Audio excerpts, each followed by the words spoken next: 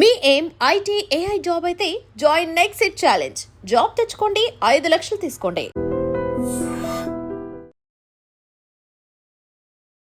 నమస్తే, welcome to I dream social spotlight with Kavitha.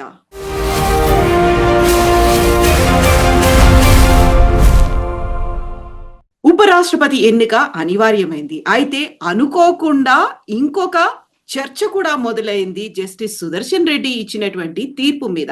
Actual గా సల్వా జుడుం అనే దాన్ని ఎందుకు ప్రారంభించారు, ఎందుకని దాన్ని వ్యతిరేకించాల్సినటువంటి పరిస్థితులు వచ్చాయి, దాన్ని సుదర్శన్ రెడ్డి గారు ఎందుకని బ్యాన్ చేయాలంటూ సుప్రీంకోర్టులో ఒక తీర్పునిచ్చారు. దాని గురించి ఎందుకని ఇప్పుడు అతిపెద్ద చర్చ జరుగుతోంది. తను ప్రో నక్సలైట్ అనే భావన, తను లెఫ్టిస్ట్ అనేటువంటి మాటలు ఇప్పుడు ఎందుకు వినిపిస్తున్నాయి? మనతో పాటుగా ఉన్నారు సిబిఐ మాజీ జేడీ లక్ష్మీనారాయణ గారు. సార్ నమస్కారం. సార్ నమస్తే కవిత గారు.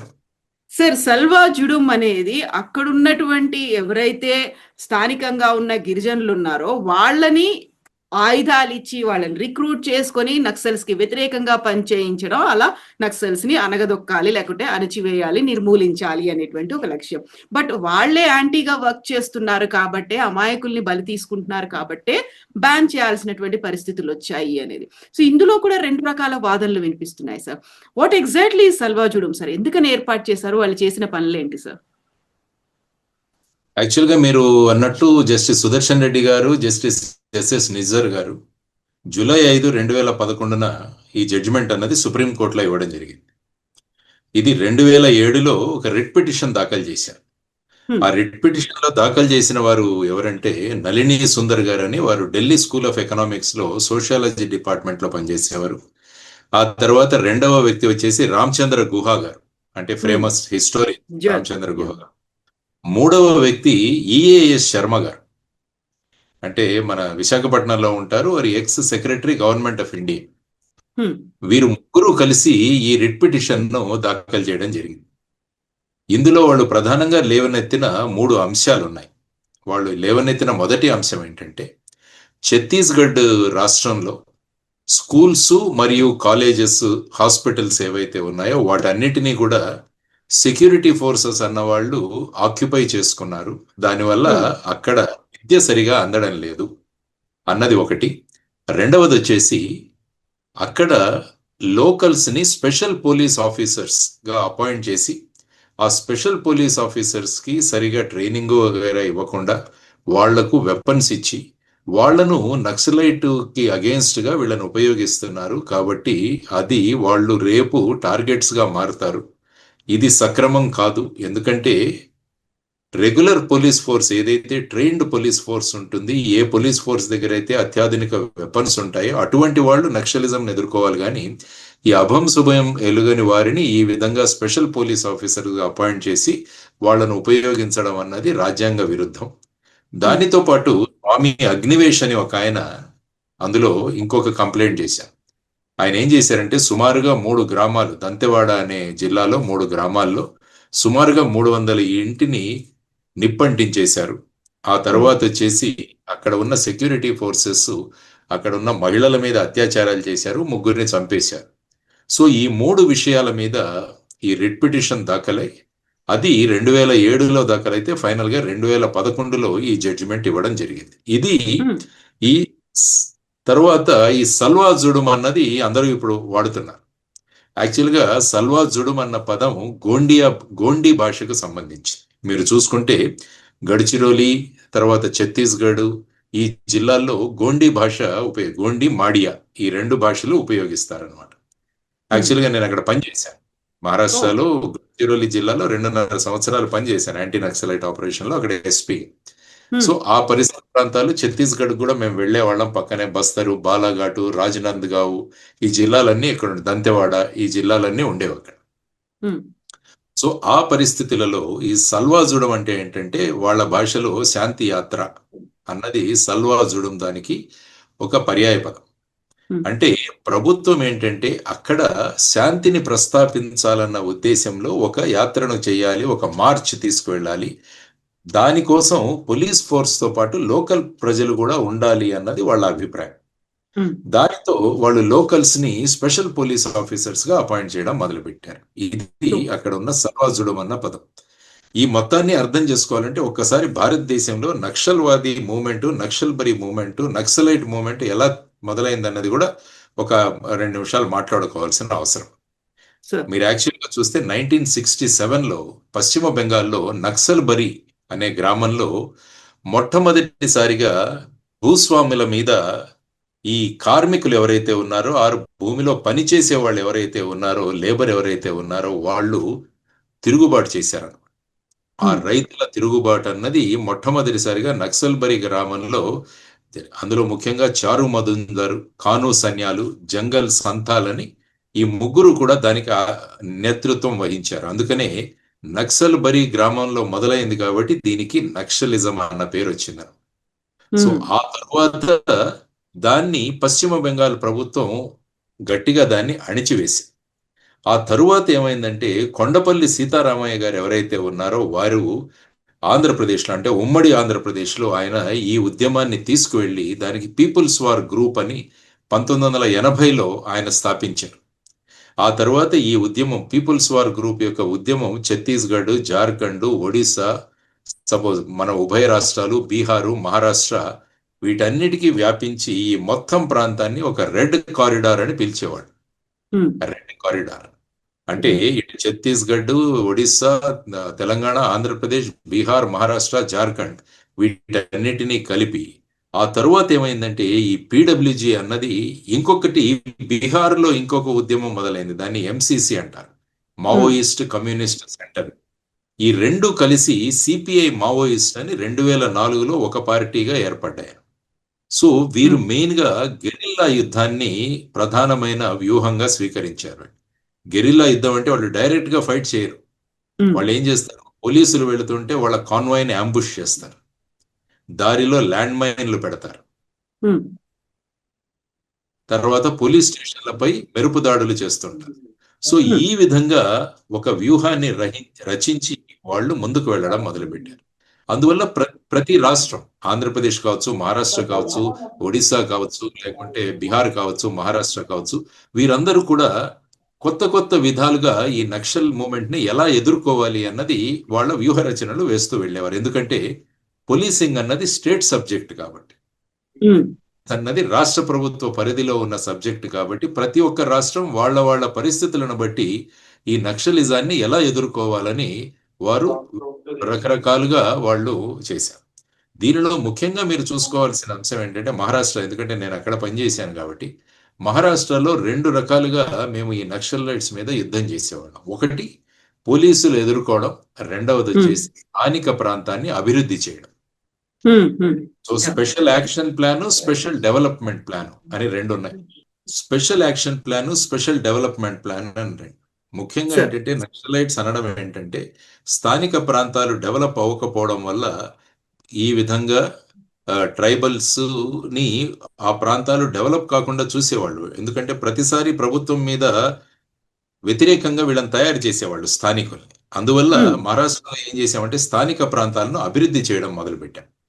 అంటే అక్కడ రోడ్లు వేయడం, ఆ తర్వాత అక్కడ స్కూల్స్ పెట్టడం, హాస్పిటల్స్ పెట్టడం, తర్వాత వాళ్ళకు ఉపాధి అవకాశాలు కల్పించడం, ఇవన్నీ చేయడం వల్ల ఈ స్థానిక ప్రజలు నక్సలైట్ల దగ్గరికి వెళ్లకుండా చేయడానికి ఈ డెవలప్మెంట్ ప్లాన్ ద్వారా మేము ఒక ప్లాన్ వేసి అక్కడ అది ఇంప్లిమెంట్ చేయడం జరిగింది. సో ఈ విధంగా ఇది మహారాష్ట్ర. అదే మీరు ఛత్తీస్గఢ్కి వచ్చే వాళ్ళు ఏం చేశారంటే, ఎప్పుడు కూడా నక్సలిజం కి టెర్రరిజం కి చాలా డిఫరెన్స్ ఉంటుంది. మీరు చూస్తే పంజాబ్ లో టెర్రరిజం ఉంది, దాన్ని త్వరగా అంటే కొన్ని సంవత్సరాలు పట్టినా కూడా దాన్ని పోలీసు బలగాలతో, పారామిలిటరీ బలగాలతో, ఆర్మీతో దాన్ని సమూలంగా ఆపగలిగాం టెర్రరిజం పంజాబ్ లో మీరు చూసుకుంటే. ఎందుకంటే స్థానిక ప్రజలు ఎప్పుడు కూడా టెర్రరిజంకి వ్యతిరేకంగా ఉంటారు. కానీ అదే మీరు నక్సలిజంకి వస్తే ఏమవుతుందంటే స్థానిక ప్రజలు భయంతోనో దేనితోనో వీళ్లకు మద్దతునిస్తుంటారు. అందువల్ల ఎప్పుడు కూడా నక్సలిజం అన్నదాన్ని కానీ ఇన్సర్జెన్సీ అంటారు, దీన్ని కూడా insurgency has to be fought by locals అంటారు. అంటే టెర్రరిజంను మనము ఫోర్స్ ద్వారా దాన్ని ఆపేయచ్చు, కానీ అదే మీరు ఇన్సర్జెన్సీ కానీ నక్సలిజంకి వస్తే అందులో ప్రజలు ముడిపడి ఉంటారు కాబట్టి దాన్ని జాగ్రత్తగా మనం హ్యాండిల్ చేయాలి అని అంటారు. సో ఇటువంటి పరిస్థితులలో ఛత్తీస్గఢ్ ప్రభుత్వం ఏం ఆలోచించింది ఏంటంటే, లోకల్ గా ఉన్న గిరిజన యువకులు ఎవరైతే ఉన్నారో వారిని స్పెషల్ పోలీస్ ఆఫీసర్స్ గా నియమించి వారిని పోలీస్తో పాటు ఉపయోగించాలి అన్న దీంతో వాళ్ళు మొదలయ్యారు.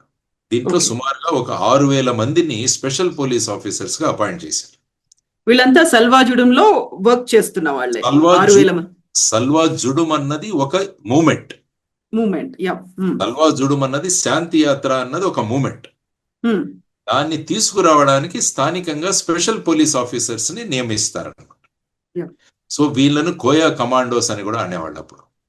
సో ఇప్పుడు వీళ్ళు ఏం చేస్తారంటే వీరు లోకల్ పోలీస్. యాక్చువల్ గా స్పెషల్ పోలీస్ ఆఫీసర్స్ ని ఎందుకు అపాయింట్ చేస్తారంటే వాళ్లకు స్థానికంగా వాళ్లకు ఆ ఏరియా తెలుసు, స్థానికంగా ఉన్న మనుషులను వాళ్ళు గుర్తించగలరు, తర్వాత సమాచారం కూడా వాళ్లకు సులభంగా దొరుకుతుంది. కాబట్టి పోలీస్ ఫోర్సులు వెళుతున్నప్పుడు వీరికి ముందుగా వీళ్ళని గైడ్స్ గా ఉపయోగించడం, లేకుంటే ఇంటెలిజెన్స్ కోసం వీళ్ళ దగ్గర నుంచి సమాచారం సేకరించడం, ఇలాంటి వాటి కోసం వాళ్ళని ఉపయోగించాలి అన్నారు. కానీ క్రమక్రమంగా ఏమైందంటే వీరికి కూడా వెపన్స్ ఇవ్వడం జరిగింది. సో ఆ విధమైన పరిస్థితులలో అక్కడ ఈ రిట్ పిటిషన్ అన్నది దాఖలు చేయడం జరిగింది. ఎందుకంటే మీరు ఈ స్పెషల్ పోలీస్ ఆఫీసర్స్ రిక్రూట్మెంట్ చూస్తే ఎలా ఉంటుందంటే వీళ్లకు 5th పాస్ ఉండాలి, 5వ తరగతి పాస్. సో ఈ రిట్ పిటిషన్ లో వీళ్ళు ఎవరైతే నేను చెప్పానో నళిని సుందర్ గాని, లేకుంటే రామచంద్ర గుహ గాని, లేకుంటే మన ఏ శర్మ గారు గాని, వాళ్ళు ఏమన్నారంటే 5వ తరగతి చదివిన వాళ్ళకి విచక్షణ జ్ఞానం ఎక్కువగా ఉండదు. ఎందుకంటే వీళ్ళకి ఇచ్చిన వెపన్స్ ఎందుకు ఇచ్చామని ఛత్తీస్గఢ్ గవర్నమెంట్ చెప్పిందంటే సెల్ఫ్ డిఫెన్స్ కోసం అని చెప్పారు. సెల్ఫ్ అంటే ఆత్మ సంరక్షణ కోసం ఇచ్చారు. కానీ ఒక 5వ తరగతి చదువుకున్న వ్యక్తి ఆత్మ సంరక్షణ ఏంటి, తర్వాత ఈ వెపన్స్ ను ఉపయోగించడం ఏంటి, దాంట్లో విచక్షణ లేకపోవడం వల్ల తను సరిగా ఉపయోగించలేకుండా ఈ వెపన్స్ ని స్థానిక ప్రజల్లో తమ కక్షలు తీర్చుకోవడానికి గాని ఉపయోగించవచ్చు అన్నది వారు తీసుకున్న ఒక అబ్జెక్షన్. రెండవది వచ్చేసి ఏంటంటే ఈ స్పెషల్ పోలీస్ ఆఫీసర్స్ చాలా మంది వాళ్ళ కుటుంబాలలో నక్సలైట్స్ ద్వారా చంపబడిన ఉన్న కుటుంబాల నుంచి చాలా మందిని సెలెక్ట్ చేసుకున్నారు. అంతా బాధితులే వాళ్ళు. బాధితులు అంటే యాక్చువల్గా మీరు చూస్తే 2000 నుంచి 2004 నుంచి 2011 వరకు సుమారుగా ఛత్తీస్గఢ్ లో 2300 అటాక్స్ జరిగాయి నక్సలైట్స్ ద్వారా. దానిలో సుమారుగా 540 మంది పోలీస్ ఆఫీసర్లు, తర్వాత ఈ స్పెషల్ పోలీస్ ఆఫీసర్స్ సుమారుగా ఒక 173 మంది, ఆ తర్వాత స్థానిక ప్రజలకు సుమారుగా 1050 మంది చనిపోయారు. ఈ స్పెషల్ పోలీస్ ఆఫీసర్స్ లో జనరల్ గా చాలా మందిని బాధితులు మీరు అన్నట్టు వాళ్లలో సెలెక్ట్ చేశారు. అందువల్ల ఈ స్పెషల్ పోలీస్ ఆఫీసర్స్ మనస్సులో ఒక ప్రతీకారం తీర్చుకునే ఒక తత్వం ఉంటుంది. అంటే మా కుటుంబంలో ఒకరిని చంపేశారు కాబట్టి ఇది ఆత్మరక్షణ కాకుండా వాళ్ళు కూడా వెళ్ళి ఈ విధంగా వాళ్ళని హ్యూమన్ రైట్స్ ను వ్యతిరేకిస్తూ చంపే అవకాశం ఉంది అన్నది వాళ్ళు చెప్పింది. సో తర్వాత ఏంటంటే ఈ ఇన్సిడెంట్స్ వల్ల వాళ్ళు డీహ్యూమనైజ్ అయిపోయి ఉంటారు. అంటే వాళ్ళ కళ్ళ ముందే వాళ్ళ నాన్నను చంపడము, లేకుంటే వాళ్ళ బంధువుల్ని చంపడం జరగకుండా వాళ్ళ ఒక మనిషిగా ప్రవర్తించే తత్వాన్ని వీళ్ళు కోల్పోతారు. కాబట్టి ఇటువంటి వాళ్లకు మనం రైఫిల్స్ ఇస్తే వాళ్ళు దాన్ని ఎలా ఉపయోగిస్తారు అన్నది వీళ్ళన్నది. తర్వాత వీళ్ళు అనడం ఏంటంటే సాధారణంగా నక్సలైట్లు పోలీసు ఇన్ఫార్మెంట్స్ పేరుతో చాలా మందిని చంపేస్తుంటారు. కానీ ఇప్పుడు వీళ్ళని స్పెషల్ పోలీస్ ఆఫీసర్స్ గా మీరు అపాయింట్ చేయడం వల్ల వీళ్ళ ఐడెంటిఫికేషన్ ఇంకా పెరుగుతుంది. దానివల్ల నక్సలైట్ల ద్వారా వీళ్ళు చంపబడే ఛాన్సెస్ కూడా ఎక్కువ అవుతాయి అన్నది వీళ్ళు ఇచ్చిన 4-5 పాయింట్స్. ఈ పాయింట్స్ ద్వారా ఈ ఫోర్స్ ఏదైతే ఉందో అది ఆన్ పార్ విత్ పోలీస్ కాదు. అందువల్ల వీళ్ళ మీదే ఎక్కువ చర్యలు అయ్యే అవకాశం ఉంటుంది, వీళ్లే టార్గెట్స్ గా మారుతారు. కాబట్టి వీళ్లను ఈ ఎస్పీఓస్ గా నియమించడం అన్నదాన్ని మీరు ఆపాలి అని రిట్ పిటిషన్ లో వాళ్ళు కోరడం జరిగింది. అప్పుడు ఏం చేసిందంటే సుప్రీంకోర్టు నేను చెప్పినట్టు 2011లో 2 జడ్జిలు మన సుదర్శన్ రెడ్డి గారు తర్వాత ఎస్ఎస్ నిజర్ గారు ఇచ్చిన ఆర్డర్లో వాళ్ళు ఏమన్నారంటే ఎస్పీఓల వినియోగాన్ని వెంటనే నిలిపివేయాలి. అంటే ఎస్పీఓలను నక్సల్ వ్యతిరేక చర్యల్లో మీరు వినియోగించకూడదు అని చెప్పారు. తరువాత కేంద్ర ప్రభుత్వం అన్నది ఈ ఎస్పీఓల నియామకంలో వాళ్ళు ఎటువంటి నిధులు కూడా వాళ్ళకి ఇవ్వకూడదు అని చెప్పారు. ఎందుకంటే ఎస్పీఓలకి ఐ థింక్ 3,000-5,000 రూపాయలు ఇచ్చేవాళ్ళం. దానిలో 80% కేంద్ర ప్రభుత్వం భరిస్తే 20% రాష్ట్ర ప్రభుత్వం భరించాలి. దానివల్ల ఈ జడ్జిమెంట్ వచ్చిన తర్వాత కేంద్ర ప్రభుత్వం వాళ్ళ నిధులు వీళ్ళకి ఇవ్వకూడదు అని చెప్పింది. ఉమ్, తర్వాత ఈ ఎస్పీఓలకు ఇచ్చిన గన్లు కానీ, రైఫిల్స్ కానీ, రాకెట్ లాంచర్స్ కానీ, ఇవి అన్ని తర్వాత మిగతా ఏదైనా ఎక్విప్మెంట్ ఉంటే వాటన్నింటినీ కూడా రాష్ట్ర ప్రభుత్వం వెంటనే వెనక్కి తీసుకోవాలి. ఉమ్, తర్వాత ఎవరైతే మాజీ ఎస్పీఓలుగా పనిచేశారో వాళ్లకు భద్రత కల్పించాలని కూడా చెప్పింది, ఎందుకంటే వీళ్ళు టార్గెట్స్ అవుతారు. అవును. సో ఈ విధంగా తరువాత సల్వాజూడం, కోయా కమాండర్ లాంటి ఎట్టి పరిస్థితుల్లో కూడా ఇవి నడవకుండా చర్యలు తీసుకోవాలి అని చెప్పి కూడా ఈ జడ్జిమెంట్ చెప్పింది. ఉమ్, సల్వాజూడం అన్నదాన్ని నడవకూడదు, దీన్ని ఆపేయాలి అని. ఉమ్, తరువాత ఈ సల్వాజుడంలో వారు ఉన్నవాళ్ళు చేసిన నేరాలపై మీరు ఎఫ్ఐఆర్లు నమోదులు చేయాలి, న్యాయపరమైన చర్యలు తీసుకోవాలి. అందువల్ల ఛత్తీస్గఢ్ పోలీస్ చట్టంలో ఉన్న పోలీసు విధులు ఏవైతే ఉన్నాయో అది తప్ప మిగతా ఈ యాంటీ నక్సలైట్ యాక్టివిటీస్ కోసం వీళ్లను ఉపయోగించడం రాజ్యాంగ విరుద్ధమని కూడా వాళ్ళు చెప్పింది. ఉమ్, సో ఈ విధమైన పరిస్థితులలో తర్వాత ఆఫ్ కోర్స్ స్వామి అగ్నివేష్ ఇచ్చిన కంప్లైంట్ తో సిబిఐ ఇన్వెస్టిగేట్ చేయమని సుప్రీంకోర్టు చెప్పింది. సో ఇటువంటి పరిస్థితులలో అక్కడున్న ఈ స్పెషల్ పోలీస్ ఆఫీసర్స్ ని వెంటనే నిలుపు చేయడం జరిగింది. ఆ తర్వాత సల్వా జుడుమ్ అన్న మూమెంట్ ఏదైతే ఉందో దాన్ని కూడా ఆపివేయడం జరిగింది. తర్వాత వీళ్ళకి ఇచ్చిన వెపన్స్ అన్ని కూడా వెనక్కి తీసుకోవడం జరిగింది. వీరందరికీ కూడా ప్రొటెక్షన్ ఇవ్వాలని కూడా సుప్రీంకోర్టు చెప్పడం జరిగింది. ఇది బేసిక్ గా 2011 సంవత్సరంలో ఈ ఇద్దరు న్యాయమూర్తులు ఇచ్చిన జడ్జిమెంట్. వీళ్ళు చెప్పడం ఏంటంటే బేసిక్ గా నేను చెప్పాను, వీళ్ళ తక్కువ ఎడ్యుకేషన్ ఉంటుంది కాబట్టి వీళ్ళు విచక్షణ జ్ఞానం ఉండదు వీళ్లకు, తర్వాత వీళ్లే టార్గెట్స్ అయ్యే అవకాశం ఉంటుంది, తర్వాత డీహ్యూమనైజ్డ్ గా ఉంటారు కాబట్టి వీళ్ళు న్యాయపరమైన విధంగా కాకుండా ఎదుటి మనిషి యొక్క హ్యూమన్ రైట్స్ ని భంగం చేసే విధంగా వీళ్ళు ప్రవర్తించే అవకాశం ఉందని ఈ 4-5 కారణాల వల్ల ఈ మొత్తాన్ని కూడా వాళ్ళు నిలిపివేయడం జరిగింది. ఇది బేసిక్ గా సల్వాజుడుం మూమెంట్ ఏదైతే ఉందంటే శాంతి యాత్ర, శాంతి మార్చ్, పీస్ మార్చ్ ఏదైతే ఛత్తీస్గఢ్ ప్రభుత్వం చేయాలనుకుందో వాటికి నిలుపుదల 2011లో వచ్చింది. ఇది బేసిక్ గా సల్వాజుడుం యొక్క జడ్జిమెంట్ అండి. సార్, అయితే ఇప్పుడు సల్వా జుడుమ్ని దాని మీద జడ్జిమెంట్ వచ్చింది, దాన్ని రద్దు చేయాలి, నిషేధించాలి అన్న తర్వాతేనా లీడర్ మహేంద్ర కర్మతో పాటుగా మిగతా వాళ్ళను కూడా అటాక్ చేసి చంపింది? అక్కడ ఆల్మోస్ట్ ఒక 20 మంది వరకు చనిపోయారు అదే అటాక్ లో అనేది ఈ అట్రాసిటీస్ కి వ్యతిరేకంగానే. అంటే ఏమైందంటే వన్స్ ఎస్పీఓల దగ్గర నుంచి వెపన్స్ తర్వాత వాళ్ళని విత్డ్రా చేసి ఎస్పీఓని ఆపేశారో అప్పుడు ఏమైందంటే వాళ్ళు ఈజీగా టార్గెట్స్ అవ్వగలరు. సో అటువంటి పార్శ్వభూమిలో ఈ విధమైన యాక్షన్స్ జరిగాయి. ఎందుకంటే నక్సలైట్స్ ఈ విధంగా వాళ్ళు ఎప్పుడు ఈవెన్ స్మాల్ ఇన్ఫర్మెంట్స్ అన్న పేరుతోనే చాలా మందిని చంపుతుంటారు. ఇప్పుడు వీళ్ళు ఇంతకు ముందు ఎస్పీఓస్ గా పనిచేసి చాలా దుశ్చర్యలకు పాల్పడ్డారు, మమ్మల్ని మాకు కష్టపెట్టారు అన్న దీంట్లో వాళ్లను చంపడం జరిగింది. సో ఈ విధమైన పరిస్థితులలో అక్కడ నక్సలైట్ మూమెంట్ ఏదైతే, ఎందుకంటే ఈ సందర్భంగా అమిత్ షా గారు మాట్లాడారు, అంటే ఈ జడ్జిమెంట్ కనుక రాకుంటే సుమారుగా 2020 సంవత్సరానికి మొత్తం నక్సలిజం అన్నది దేశంలో మనం ఆపేసి ఉండవచ్చు అన్నది వారు ఇచ్చిన కామెంట్ అందులో.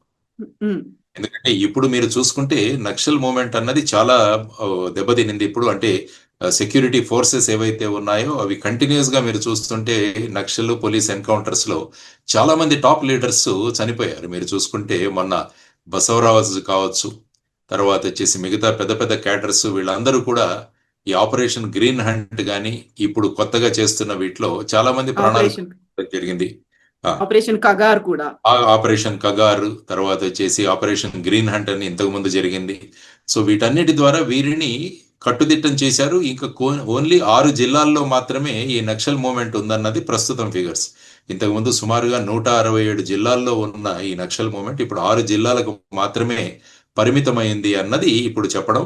తర్వాత అమిత్ షా గారి ప్రకారం 2026 సంవత్సరానికి మొత్తం ఈ నక్సల్ అన్నది భారతదేశంలో ఉండదు, ఎందుకంటే ఇది ఇంటర్నల్ సెక్యూరిటీకి, అంతర్గత సురక్షకి నక్సలిజం అన్నది చాలా ప్రమాదకరం, దాన్ని మేము టోటల్ గా దాన్ని చేస్తామన్నది వారు చెప్పిన మూమెంట్. సో ఇప్పుడు ఈ పరిస్థితులలో సుదర్శన్ రెడ్డి గారు ఇప్పుడు వైస్ ప్రెసిడెంట్ గా నిలవడం వల్ల ఈ కొత్త కాంట్రవర్సీ గాని కొత్త విశ్లేషణ గాని మొదలైంది. ఎందుకంటే వారు వన్ ఆఫ్ ది జడ్జెస్ ఈ ఇచ్చిన దాంట్లో, అంటే బేసిక్ గా చూస్తే వాళ్ళు ఇచ్చిన జడ్జిమెంట్ చూస్తే ఎప్పుడు కూడా జడ్జిమెంట్ లాజికల్ గా ఉంటుంది, కారణాలు కూడా అందులో వ్యక్తం చేస్తారు. ఎప్పుడు కూడా ఇచ్చే జడ్జిమెంట్లు రాజ్యాంగబద్ధంగా ఉండాలి, రాజ్యాంగ పరంగా ఉండాలి. తర్వాత ప్రజల హ్యూమన్ రైట్స్ కూడా డిస్టర్బ్ అవ్వకూడదు. అంటే మనకు తెలుసు నక్సలైట్లు మనల్ని ఈ విధంగా చేస్తున్నారని తెలిసినా కూడా అక్కడ కూడా వాళ్లను అంతమొందించేటప్పుడు కూడా మనం ప్రొసీజర్ ఫాలో అయ్యి చేయాలి అన్నది మన రాజ్యాంగం చెబుతుంది. అంటే పోలీసులకు ఎదుటి వ్యక్తిని చంపే అధికారం ఉంది, వాళ్ళ దగ్గర వెపన్స్ ఉన్నాయి, కానీ అవి ఉపయోగిస్తున్నప్పుడు కూడా మీరు తగిన పరిస్థితులు, అంటే మీరు ఆత్మ సంరక్షణలోనే ఇవన్నీ చేయాలి అన్నది మనం కోరుకుంటాం.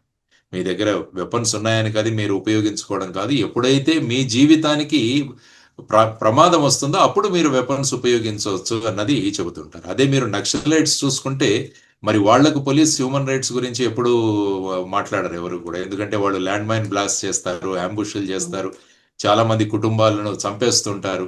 మరి అటువంటి సమయంలో మరి పోలీసుల హ్యూమన్ రైట్స్ దాని గురించి ఎప్పుడు చర్చ జరగదు. ఇటువంటి పరిస్థితులలో ఈ నక్సలిజం అన్నది it is against the constitution. ఎందుకంటే మనం బ్యాలెట్ ద్వారా ప్రజాస్వామ్యాన్ని రక్షించుకోవాలి, కానీ వాళ్ళు బుల్లెట్ ద్వారా మేము ప్రజాస్వామ్యాన్ని కాపాడతామన్నది వాళ్ళు ఉపయోగించు. కాబట్టి సిద్ధాంతపరంగా ఆ విధంగా ఉండడం వల్ల నక్సలిజం అన్నది మన ఇంటర్నల్ సెక్యూరిటీకి ప్రధానమైన శత్రువు అని అమిత్ షా గారు చాలాసార్లు మాట్లాడడం జరిగింది. సో ఇది బేసిక్గా సల్వాజుడం మూమెంట్ కానీ, సల్వాజుడం తర్వాత ఈ స్పెషల్ పోలీస్ ఆఫీసర్స్ మీద 2011లో ఈ విధంగా వాళ్ళను ఉపయోగించకూడదు అన్నది సుప్రీంకోర్టు యొక్క ఆర్డర్ ప్రధానంగా. సార్, అయితే ఇక్కడే ఇప్పుడు అమిత్ షా కామెంట్స్ చేసిన తర్వాత వినిపిస్తున్నటువంటి వాదనలు, జస్టిస్ సుదర్శన్ రెడ్డి గారికి ముందు నుంచి లెఫ్టిస్ట్ బ్యాక్గ్రౌండ్ ఉంది, ప్రో నక్సలైట్ గా ఆలోచించారు కాబట్టే ఆయన అలాంటి తీర్పునిచ్చారు, ఆయన మీద అలాంటి ప్రభావం ఉంది, ఆ భావజాలం ఉంది అనేటువంటి మాట.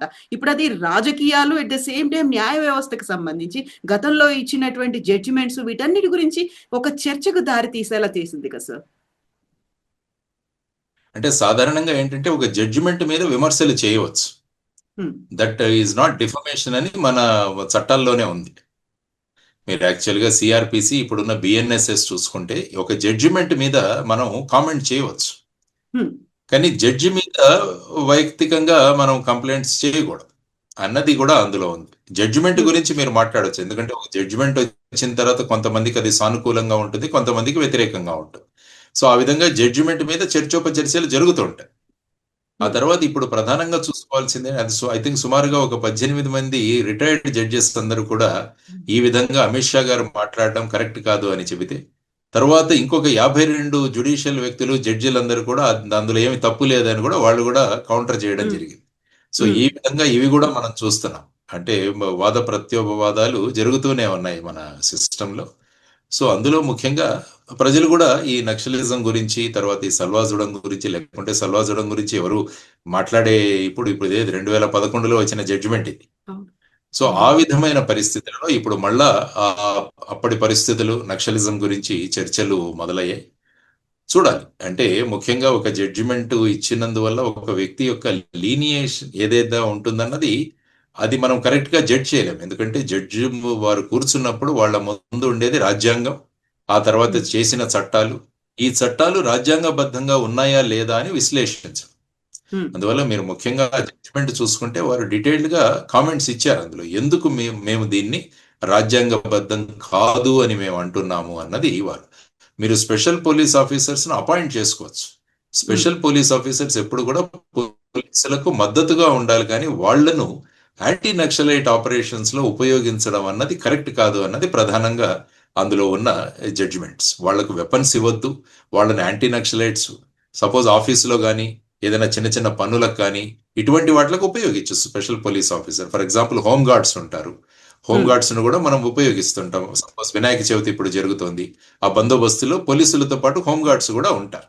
అదేవిధంగా స్పెషల్ పోలీస్ ఆఫీసర్స్ కూడా ఆ విధంగా మీరు ఉపయోగించవచ్చు, కానీ నక్సలిజం అన్నదాన్ని ఎదుర్కోవాలంటే మనకు వెల్ ట్రైన్డ్ పోలీస్ ఫోర్స్ కావాలి, ఆ తర్వాత వాళ్ళ ఎడ్యుకేషన్ క్వాలిఫికేషన్ కూడా ఉండాలి, వాళ్ళు పరిస్థితులను సమీక్షించగలిగే శక్తి వాళ్ళలో ఉండాలి అన్నది ప్రధానంగా వాళ్ళు ఇచ్చిన కోరిక. తర్వాత వాళ్ళని ఈ విధంగా ఎస్పీఓలుగా పెట్టడం వల్ల రేపు ఏదైనా వాళ్ళు ఇంకా టార్గెట్స్ ఎక్కువ అయ్యే అవకాశం ఉంది అన్నది వాళ్ళు సూచించిన ప్రధానమైన కారణాలు ఈ విధమైన నిర్ణయం తీసుకోవడానికి అన్నది జడ్జిమెంట్ కాపీ చదివితే మనకు తెలుస్తుంది. సార్, ఇక్కడే మీరు చెప్పినట్టుగా ఆపరేషన్ కగార్ అంటే మార్చ్ 2026 కల్లా చివరి మావోయిస్ట్ ని కూడా అంతం చేస్తాము, ఇప్పుడు ఒక డెత్ బెడ్ మీద ఉన్నారు, ఆఖరి శ్వాస తీసుకుంటున్నారు అనేది అమిత్ షా గతంలో చెప్పారు. దాన్ని మళ్ళీ రిపీటెడ్ గా చెప్తూ వచ్చినప్పటికీ ఇప్పటికీ వినిపిస్తున్నటువంటి వాదనలు, మీరు ఒక చోటు నుంచి దాన్ని ఏమో తొలగించగలరేమో కానీ, నక్సలిజాన్ని అక్కడ నక్సల్ భావజాలాన్ని తొలగించగలరేమో కానీ, ఇంకో చోటు నుంచి మళ్ళీ అది వస్తుంది, పూర్తిగా మీరు రూపు మాపలేరు అనేటువంటి వాదనలు. అలాగే ఆపరేషన్ కగార్తో ఎందుకంతలా అంతమందిని మట్టు పెడుతున్నారు, వాళ్ళు శాంతి చర్చలకు వస్తామంటున్నారు కదా, మీరెందుకు యాక్సెప్ట్ చేయట్లేదు అనేటువంటి వాదనలు, అభిప్రాయాలు కూడా వినిపిస్తున్నాయి కదా సార్ ఇప్పుడు. ఎందుకంటే శాంతి చర్చల గురించి మనకు ఒక అనుభవం ఉంది. ఐ థింక్ 2004వ సంవత్సరంలో ఐ థింక్ రాజశేఖర రెడ్డి గారు ఇక్కడ ముఖ్యమంత్రిగా ఉన్నప్పుడు నక్సలైట్స్ తో చర్చలు జరిగాయి. ఐ థింక్ రామకృష్ణ ఆర్కే అన్న ఆయన ఆధ్వర్యంలో ఇక్కడ కొంతమంది నక్సలైట్స్ వచ్చి ఇక్కడ చర్చలు జరిగాయి. ఐ థింక్ జానారెడ్డి గారు అప్పుడు హోమ్ మినిస్టర్ గా ఉండేవారు అనుకుంటాను. సో ఆ సందర్భంగా చర్చలు జరిగి వాళ్ళు సీజ్ ఫైర్ చేద్దాము కొన్ని నెలలు అని నిర్ణయించుకొని వెళ్ళిన తర్వాత ఆ సమయంలో మళ్ళా నక్సలైట్స్ అన్న వాళ్ళు వాళ్ళ బలాన్ని మళ్ళా కట్టుకొని మళ్ళా పోలీసుల మీద వాళ్ళు చర్యలు ప్రారంభించడం మొదలుపెట్టారు. అందువల్ల గతంలో జరిగిన శాంతి చర్చలు ఏవి కూడా అంత ఫలస్వరూపంగా అవ్వలేదు. ఈ సమయాన్ని వాళ్ళు మళ్ళా బలోపేతం అవడానికి ఉపయోగిస్తున్నారు కాబట్టి ఈ శాంతి చర్చలు అన్నవి ఉపయోగం లేదు అన్న నిర్ణయానికి కూడా రావడం జరిగింది. ఇప్పుడు కూడా మీరు చూసుకుంటే చాలా మంది లొంగిపోతున్నారు. ఈ మధ్యలో భద్రాచలం కానీ మిగతా ప్రాంతాల్లో కానీ, మొన్న ఐ థింక్ జార్ఖండ్ పరిసరాల్లో చాలా మంది నక్సలైట్స్ వాళ్ళ సపోర్టర్స్ లొంగిపోతున్నారు. సో ఆ విధంగా లొంగిపోవడం అన్నది వాళ్ళు ప్రోత్సహిస్తున్నారు. లొంగిపోవడాన్ని ఎప్పుడు కూడా వాళ్ళు తిరస్కరించట్లేదు. ఎవరైతే జనజీవన స్రవంతిలో కలవడానికి సిద్ధంగా ఉన్నారో వాళ్ళందరినీ కూడా చేర్చుకుంటున్నారు. కాబట్టి విడిగా శాంతి చర్చలు అని పిలిచేయాల్సిన దాన్ని మటుకు వాళ్ళు ఒప్పుకోలేదు. ఎందుకంటే గతంలో ఉన్న అనుభవాన్ని చూసుకొని అది అనవసరంగా మనకు అంటే కగార్ ద్వారా ఇంకా ఆల్మోస్ట్ ఫ్యాగెండ్కి వచ్చిన సమయంలో మళ్ళా సమయం ఇస్తే వాళ్ళు మళ్ళా అందరూ కలిసి మళ్ళా బలోపేతం అవుతారన్న చూడడం. యాక్చువల్గా మనం చూడాల్సింది ఏంటంటే నక్సలిజం అన్నది ఎలా వచ్చింది అంటే ఎక్స్ప్లాయిటేషన్, అంటే ధనవంతులు పేదవాళ్ళను ఎక్స్ప్లాయిట్ చేయడం అన్నది ప్రధానంగా కారణం. 1967 మీరు ఒకసారి చదివితే నక్సల్బరీలో అక్కడ ఉన్న భూస్వాములు సాధారణ రైతులని వాళ్ళని ఉపయోగించుకొని చాలా తక్కువ మొత్తంలో వాళ్ళకు బియ్యాన్ని ఇచ్చేవాళ్ళు, ధాన్యాన్ని ఇచ్చేవాళ్ళు. అందువల్ల ఒక రకమైన విప్లవం మొదలైంది, వాళ్ళలో నిరసన అన్నది మొదలైంది. ఈవెన్ ఫర్ ఎగ్జాంపుల్ మనం బ్రిటిష్ కాలంలో కూడా చూసుకుంటే అల్లూరి సీతారామరాజు గారు బ్రిటిష్ వాళ్ళ యొక్క ఆ కొండ ప్రాంతాలలో ఏజెన్సీ ప్రాంతాలలో వాళ్ళ చట్టాలు పెట్టి ఏ విధంగా గిరిజనులను హింసించారో వాళ్ళందరినీ కూడగట్టుకుని ఆయన బ్రిటిష్ వారికి విరుద్ధంగా పోగొట్టారు. కాబట్టి ఎప్పుడైనా ఉండేది ఏంటంటే ఎక్స్ప్లాయిటేషన్. ఈ ఎక్స్ప్లాయిటేషన్ అన్నది లేకుండా పోతే సమాజంలో నక్సలిజం అన్నది రాదు. అందువల్ల ప్రభుత్వం యొక్క ప్రధానమైన బాధ్యత ఏంటంటే ఇలాంటి ఎక్స్ప్లాయిటిజంని మనం తగ్గించగలగాలి. ధనికులు పేదలను దోచుకునే తత్వం ఏదైతే ఉందో దాన్ని ఆపగలగాలి.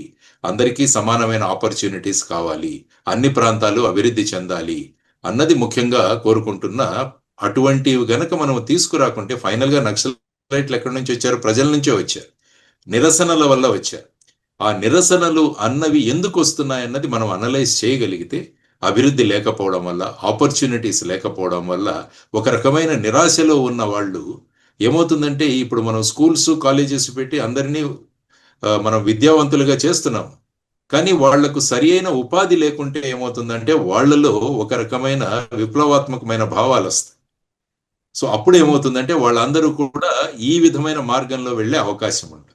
కాబట్టి development is the best alternative to stop this type of movements. ఈ రెవల్యూషనరీస్ ఇవన్నీ కూడా ఆపడానికి ఎక్స్ప్లాయిటేషన్ ఆపడం, రెండవది ఆపర్చునిటీస్ క్రియేట్ చేయడము. డెవలప్మెంట్ ద్వారా మనం ఈ విధమైన తత్వాలు, ఈ విధమైన ఆలోచనలు రాకుండా సమసమాజాన్ని ఎప్పుడైతే ఏర్పాటు చేస్తామో, సోషలిజం అని ఏదైతే మనం మాట్లాడతామో, సోషలిజం వచ్చినప్పుడు సమానత్వం అన్నది మనం సమసమాజాన్ని ఏర్పాటు చేసినప్పుడు, ఒకరిని ఒకరు దోచుకునే తత్వాలు ఆగిపోయినప్పుడు ఏమవుతుందంటే ఇటువంటి ఆలోచనలు అన్నవి ఆగిపోతాయి. సో ఈ విధమైన దిశలో ప్రభుత్వాలు పని చేయాలన్నది మనం అందరం కూడా అనుకోవాలి, ఆలోచించాలి. సో ఇదే పని, ఇదే ప్రయోగం మీ 20 ఏళ్ల క్రితమే చేశారు అప్పుడు మహారాష్ట్రలో ఉన్నప్పుడు. అదే అందుకనే మహారాష్ట్రలో బాగా అక్కడ కంట్రోల్ చేయగలిగాం. Special action plan, special development plan. యాక్చువల్గా ఎలా ఉన్నదంటే నేను ఒక ఉదాహరణ చెబుతాను. మేము పోలీస్ పెట్రోలింగ్కి వెళ్ళేవాళ్ళం. వెళుతుంటే బోర్వెల్స్ వేశారు అంతకుముందు ప్రభుత్వం. ఆ బోర్వెల్స్ పనిచేసేవి కావు. ఆ బోర్వెల్స్ ని మేమేం చేసామంటే రిపోర్ట్లు పంపించేవాళ్ళం. ఈ గ్రామంలో బోర్వెల్ పనిచేయడం లేదు, ఈ గ్రామంలో ఈ లైట్లు పనిచేయట్లేదు, ఇవన్నీ మేము రిపోర్ట్స్ పంపించాం. ఆ రిపోర్ట్స్ మళ్ళా కలెక్టర్ దగ్గరికి వెళ్ళి మళ్ళా సంబంధిత డిపార్ట్మెంట్ కి ఇచ్చి వాళ్ళు మళ్ళా ఇక్కడికి రావడానికి నక్సలైట్లు ఉన్నారని చెప్పి చాలా మంది వచ్చేవాళ్ళు కాదు రిపేర్ చేయడానికి. అప్పుడు మేము చీఫ్ మినిస్టర్, అప్పుడు మాకు మనోహర్ జోషి గారు ఉండేవారు, వారికి ఏం చెప్పారంటే, సార్ మేము మా పోలీస్ వాళ్ళనే బోర్వెల్ ఎలా రిపేర్ చేయాలో ట్రైనింగ్ ఇస్తాం, లైట్స్ ఎలా పెట్టాలో మేము మాకు ట్రైనింగ్ ఇస్తాం, మా దగ్గర వెపన్స్ ఉంటాయి, మేము ధైర్యంగా వెళతాం, మేము వీఆర్ రెడీ టు ఫైట్. కాబట్టి వెళ్ళి అక్కడ బోర్వెల్ కూడా మేమే రిపేర్ చేస్తాం, లైట్స్ ఏమన్నా ఉంటే మేము పెడతామా. సో ఈ విధమైన బాధ్యతలు మాకు ఇస్తే బాగుంటుంది కదా అని వారు ఒప్పుకున్నారు. సో ఈ విధమైన మార్పులు తీసుకొచ్చి ప్రభుత్వం అభివృద్ధి కోసం ఉంది, ప్రభుత్వం అన్నది నక్సలైట్లకు భయపడదు అన్న మెసేజ్ మనం తీసుకెళ్లాలి సార్ అని వారికి స్పష్టంగా చెప్పడం జరిగింది. తర్వాత జనజాగరణ మేళవాస్ అని చెప్పేసి మేము ప్రజలందరినీ కూడా సమకూర్చేవాళ్ళం. సమకూర్చి నక్సలైట్లు ఎందుకు ఈ విధంగా చేస్తున్నారని కూడా వాళ్ళకి చెప్పేవాళ్ళు. నక్సలైట్లు ఏంటంటే రోడ్లు వేస్తే వాళ్ళు దానికి వ్యతిరేకించేవాళ్ళు, రోడ్లు వేసుకు తీసుకున్న కాంట్రాక్టర్లను చంపేసేవాళ్ళు, రోడ్లు వేయడానికి వచ్చే ఈ ఎక్విప్మెంట్ అందరినీ కూడా కాల్చేసేవాళ్ళు. ఇప్పుడు కూడా మీరు చూస్తుంటారు. అప్పుడు మేము చెప్పేవాళ్ళం, ఇదంతా వాళ్ళు ఎందుకు చేస్తున్నారంటే మీ అభివృద్ధిని ఆపడానికి.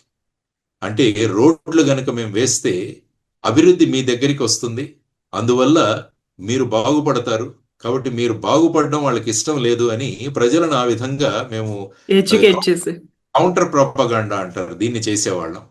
ఆ తర్వాత మీరు మహారాష్ట్రలో చూసుకుంటే సుమారుగా 360 కిలోమీటర్ల రోడ్లు బార్డర్ రోడ్ ఆర్గనైజేషన్స్ తెచ్చి వేసాం అక్కడ. ఎందుకంటే స్థానిక కాంట్రాక్టర్లు ఎవరు రావడానికి సిద్ధంగా లేరు. అందువల్ల బార్డర్ రోడ్ ఆర్గనైజేషన్ ఏదైతే బార్డర్స్ లో వేస్తారో బిఆర్ఓ అంటారు, ఆ ఆర్గనైజేషన్ తెచ్చి అప్పుడు శరద్ పవార్ గారు ముఖ్యమంత్రిగా ఉన్నప్పుడు ఆ టైంలో బార్డర్ రోడ్ ఆర్గనైజేషన్స్ తో అది డిస్కషన్ జరిగి 360 కిలోమీటర్లు బార్డర్ రోడ్స్ అక్కడ వేయడం జరిగింది. సో అప్పుడు పీడబ్ల్యూడి మినిస్టర్ గా మాకు తర్వాత నితిన్ గడ్కరీ గారు ఉండేవారు. సో వారు గడ్చిరోలో ఇప్పుడు ఆయన మొత్తం మినిస్ట్రీ ఆఫ్ సర్ఫేస్ ట్రాన్స్పోర్ట్ ఏదైతే దేశం మొత్తం మీద బ్రహ్మాండమైన రోడ్లు వేయడం, మాకు అక్కడ పీడబ్ల్యూడి మినిస్టర్ గా ఉండేవారు. వారు కూడా అప్పుడు ఈ రివ్యూ తీసుకునేవాళ్ళు మాకు, ఎలా రోడ్స్ అన్ని ఎలా జరుగుతున్నాయి ఏంటి అన్నది. సో ఈ విధంగా ఎప్పుడు కూడా నక్సల్ ఇలాగా ఉంటదంటే నీళ్లు చేప లాగుంటది. కాబట్టి నీళ్లు ఉంటేనే చేప ఉంటుంది. కాబట్టి మనం నీళ్లను గనక తీసివేయగలిగితే, అంటే పబ్లిక్ సపోర్ట్ గనక వాళ్ళ దగ్గర నుంచి తీసివేయగలిగితే ఆ చేప సర్వైవ్ అవ్వదు. అందువల్ల ఈ పబ్లిక్ సపోర్ట్ ని మనం ఎలా తీసేయాలి బయటికి అన్నది డెవలప్మెంట్ ద్వారా సాధ్యం అన్నది అక్కడ చేసిన ఒక గొప్ప ప్రయోగం. తర్వాత ఎలక్షన్లు కూడా వీళ్ళు బహిష్కరిస్తుంటారు జనరల్, ఎందుకంటే మాకు బ్యాలెట్ పేపర్ మీద బ్యాలెట్ మీద మాకు విశ్వాసం లేదు అని చెప్పేసి, మాకు బుల్లెట్లే ముఖ్యం అంటారు. అందువల్ల మేము ఏం చేసామంటే అప్పుడు ఆపరేషన్ విశ్వాస్ అని ఒక మూమెంట్ స్టార్ట్ చేశాం మా గడ్చిరోలి జిల్లాలో. అక్కడ ప్రజలకు ఓటు హక్కు యొక్క ప్రాధాన్యతను గురించి వివరించాము. మీ ఓటు హక్కు ఎంత పవర్ఫుల్లో, మీ దాని ద్వారా మీ నాయకులను మీరు ఎన్నుకోగలరు, ఎప్పుడు కూడా మీరు భయపడకండి అని వాళ్లకు విశ్వాసం చేయడం వల్ల సుమారుగా దేశంలో అతి ఎక్కువగా పోలింగ్ అయిన జిల్లాల్లో గడ్చిరోలి డిస్ట్రిక్ట్ కూడా మేము ఒకటి ఎస్టాబ్లిష్ చేయగలిగాము. అప్పుడు ప్రజల్లో ఆత్మవిశ్వాసాన్ని పెంచి ఆపరేషన్ విశ్వాస్ ద్వారా చేయగలిగాం. అందువల్ల ప్రజలతో మమేకమయ్యే ప్రభుత్వాలు ఉన్నప్పుడు ఏమవుతుందంటే ఇటువంటి ఆలోచనలు అన్నవి రావు. సో ఆ విధమైన ప్రభుత్వాలు ఉండాలి, ఆ విధమైన ఆలోచనలు ఉన్న ప్రజాప్రతినిధులు ఉండాలి, ఆ విధమైన ఆలోచనలు ఉండే ప్రభుత్వాలు ఉండాలి, ఆ విధమైన పథకాలు కూడా మనం తీసుకెళ్ళాలి. అప్పుడు ఇటువంటి ఆలోచన అన్నదే రాదు.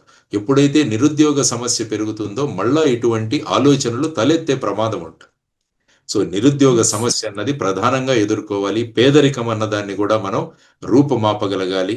అవి చేసినప్పుడే మళ్ళా మీరు అన్నట్టు ఇటువంటి ఆలోచన విచారధార ఆలోచన ప్రభావాలు ఏవైతే ఉంటాయో వాటిని శాశ్వతంగా సమాజం నుంచి మనం బయటికి తీసుకొచ్చు సమాజాన్ని నిర్మించడం అన్నది చాలా ముఖ్యమైన విషయం.